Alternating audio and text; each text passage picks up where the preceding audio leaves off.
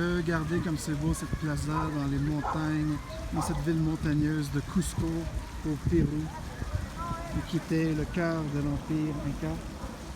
Alors, regardez bien, donc une montagne de boisés et de conifères. Et là, nous sommes sur une espèce de haut plateau. Et là-bas au loin, je ne sais pas c'est lequel, mais il y a des glaciers. Alors, changement climatique, hein? Ah, voilà. Ils sont très très belles, ces cordillères des Andes. Et Cusco est en plein cœur d'une espèce de vallée quand même à 3450 mètres d'altitude. C'est à peu près, je pense, 10 500 pieds. C'est vraiment magnifique.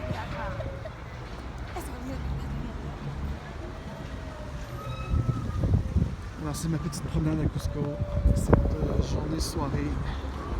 Relax. Ciao à todos, c'est une petite ville d'expérience authentique, live, au pays des Incas. Et vous savez, Cusco, c'est le centre impérial, le grand empire qui allait quand même, hein, de l'équateur juste pas mal plus que la moitié du Chili. Essayez d'imaginer ça. Et ça, c'est il y a environ, on estime, à 1500-2500 ans. Mais avant eux, ils ont bâti ça sur une ville qui était ici, qui va peut-être même très très profond. Une ville souterraine qui pourrait dater même pré-cataclysmique. Donc on parle d'avant 12 000 ans. Il y a 12 000 ans. C'est assez exceptionnel. Et on l'appelle le nombril du monde à cause que les Espagnols ont été à la Cucharesca, ce qui est une église à ciel ouvert, où toute l'or d'une bonne partie de l'Empire avait été préservé. Et ça brillait tellement au soleil avec le ciel découvert que ça faisait un nombril. Et aussi, comme nous l'a expliqué Wilco, notre medicine man, Cusco est une ville qui... donc on ne le voit pas ici, on voit une montagne de ce côté-là et de l'autre aussi. Donc c'est une ville qui est vraiment entre deux grandes montagnes des cordillères et dans une vallée qui fait un symbole de V comme la vulve et qui rentre donc à l'entrée de la vulve, donc vers l'utérus de la Terre. Donc ça c'est symbolique, un peu plus spirituel.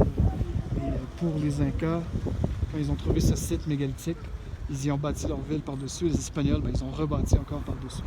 Alors c'est ce que nous expliquaient Brian et Théo au début de la semaine lorsqu'on se promenait en ville. Donc ici c'est clair que c'est la période coloniale. Il n'y a pas vraiment de mégalithique ici. Mais c'est quand même... ouais, voilà.